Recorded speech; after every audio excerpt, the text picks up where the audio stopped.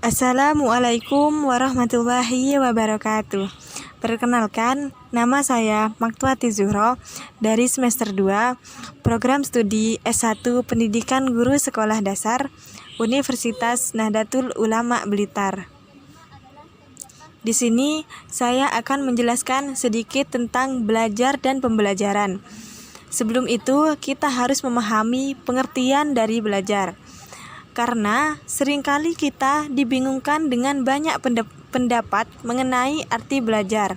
Oleh karena itu, saya ingin mempermudah pemahaman kalian mengenai arti belajar dengan menyimpulkan beberapa pendapat dan membuatnya lebih ringan untuk difahami dan dibahas. Belajar adalah suatu proses perubahan di dalam kepribadian manusia, dan perubahan tersebut ditampakkan dalam bentuk peningkatan kualitas dan kuantitas tingkah laku, seperti peningkatan kecakapan, pengetahuan, sikap, kebiasaan, pemahaman, keterampilan, daya pikir sebagai hasil dari pengalamannya, dirinya dalam interaksi dengan lingkungannya. Ciri-ciri belajar. Berdasarkan definisi di atas, maka dapat disimpulkan bahwa ciri-ciri belajar sebagai berikut. Yang pertama, belajar ditandai dengan perubahan tingkah laku atau change behavior. B. Perubahan perilaku relatif permanen, atau bahwa perubahan tingkah laku yang terjadi karena belajar untuk waktu tertentu akan tetap atau tidak berubah-ubah. Selain itu, perubahan tingkah laku merupakan hasil latihan atau pengalaman, dan pengalaman atau latihan itu dapat memberi penguatan. Tujuan belajar. Tujuan belajar dapat diartikan sebagai suatu kondisi perubahan tingkah laku dari individu setelah individu tersebut melaksanakan proses belajar. Melalui belajar, diharapkan dapat terjadi perubahan atau peningkatan, bukan hanya pada aspek kognitif, tetapi juga pada aspek lainnya. Selain itu, tujuan belajar yang lainnya adalah untuk memperoleh hasil belajar dan pengalaman hidup. Benyamin S. Bloom menggolongkan bentuk tingkah laku sebagai tujuan belajar atas 3 ranah, yakni ranah kognitif berkaitan dengan perilaku yang berhubungan dengan berpikir, mengetahui, dan memecahkan masalah. Ranah kognitif menurut Bloom dibedakan atas 6 tingkatan dari yang sederhana hingga yang tinggi, yakni yang pertama pengetahuan atau knowledge, meliputi kemampuan ingatan tentang hal yang telah dipelajari dan tersimpan dalam ingatan. Yang kedua, pemahaman atau comprehension, meliputi kemampuan menangkap arti dan makna dari hal yang dipelajari. Ada 3 subkategori dari pemahaman, yakni translasi, interpretasi, dan ekstrapolasi.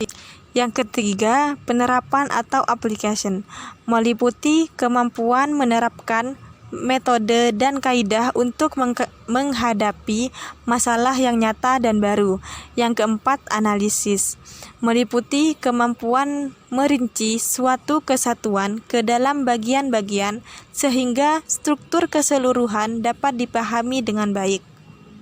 Yang kelima, sintetis, meliputi kemampuan membentuk suatu pola baru dengan memperhatikan unsur-unsur kecil yang ada, atau untuk membentuk struktur atau sistem baru. Yang keenam, evaluasi atau evaluation, meliputi kemampuan membentuk pendapat tentang sesuatu atau beberapa hal dan pertanggungjawabannya berdasarkan kriteria tertentu. Ranah yang kedua yaitu ranah afektif, yang berkaitan dengan sikap, nilai-nilai, minat, aspirasi, dan penyesuaian perasaan sosial. Ranah yang ketiga yaitu ranah psikomotor. Ranah ini mencakup tujuan yang berkaitan dengan keterampilan atau skill yang bersifat manual dan motorik. Setelah mengetahui pemahaman tentang belajar, selanjutnya kita akan membahas tentang pembelajaran. Hakikat pembelajaran. Secara umum, istilah belajar dimaknai sebagai sesuatu kegiatan yang mengakibatkan terjadinya perubahan tingkah laku. Dengan demikian, maka pembelajaran dapat dimaknai sebagai suatu kegiatan yang dilakukan oleh guru sedemikian rupa sehingga tingkah laku peserta didik berubah ke arah yang lebih baik. Adapun yang dimaksud dengan proses pembelajaran adalah sarana dan cara bagaimana suatu generasi belajar, atau dengan kata lain, bagaimana sarana belajar itu secara efektif digunakan. Hal ini tentu berbeda dengan proses belajar yang diartikan sebagai cara bagaimana para pembelajar itu memiliki dan mengakses isi pelajaran itu sendiri. Prinsip-prinsip pembelajaran. Yang pertama, perhatian dan motivasi. Perhatian dalam pembelajaran mempunyai peranan yang sangat penting. Perhatian peserta didik akan ditimbul apabila bahan pelajaran yang dihadapinya sesuai dengan kebutuhannya. Apabila bahan pelajaran itu sebagai sesuatu yang dibutuhkan, tentu perhatian untuk mempelajarinya semakin kuat. Yang kedua, keaktifan. Mengajar adalah proses membimbing pengalaman belajar. Pengalaman tersebut diperoleh apabila peserta didik mempunyai keaktifan untuk bereaksi terhadap lingkungannya. Yang ketiga, proses individual.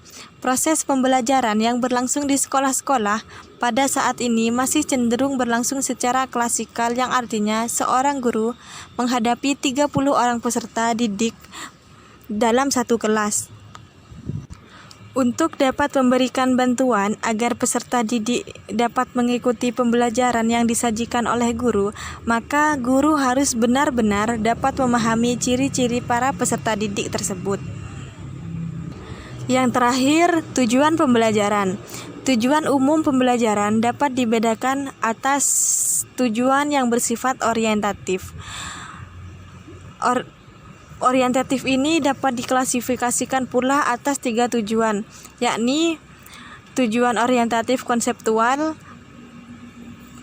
yang kedua tujuan orientatif prosedural, yang ketiga tujuan orientatif teoritik. Tujuan orientatif konseptual itu menekankan utama pembelajaran adalah agar siswa memahami konsep-konsep penting yang tercakup dalam suatu bidang studi. Tujuan orientatif prosedural, yakni tujuan ini menekankan utama pembelajaran agar siswa belajar menampilkan prosedur. Yang terakhir, tujuan orientatif teoritik. Tujuan ini tekanan utama pembelajarannya adalah agar siswa memahami hubungan kausal penting yang tercakup dalam suatu bidang studi. Yang kedua, tujuan pendukung. Tujuan pendukung dapat diklasifikasikan menjadi 2 tujuan, yakni A. Tujuan pendukung prasyarat, yaitu tujuan pendukung yang menunjukkan apa yang harus diketahui oleh siswa agar dapat mempelajari tugas yang didukungnya. B. Tujuan pendukung konteks, yaitu tujuan pendukung yang membantu menunjukkan konteks studi. Selain tujuan umum dan tujuan khusus di atas, terdapat pula tujuan pembelajaran yang lain, yaitu untuk mengembangkan kemampuan, membangun watak dan peradaban bangsa yang bermartabat dalam rangka pencerdasan kehidupan bangsa. Sekian penjelasan dari saya, kurang lebihnya mohon maaf. Wassalamualaikum warahmatullahi wabarakatuh.